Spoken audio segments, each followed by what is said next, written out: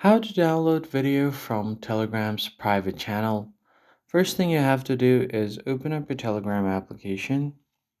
Now, if you are joined in a private channel in Telegram, what you need to do in order to download the video is it's pretty simple.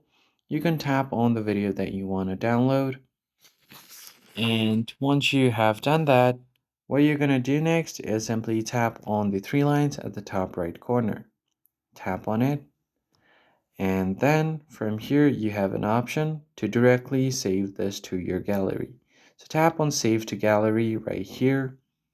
And now the video will be saved to your gallery. And it's as easy as that. It doesn't matter if you are in a private channel or a public channel. If the owner of the channel has let you download the video, then you should be able to do this without any problem. And that's it for this video, guys. I hope it was helpful. Make sure to leave a thumbs up on the video and subscribe to the channel. And I'll see you on the next one.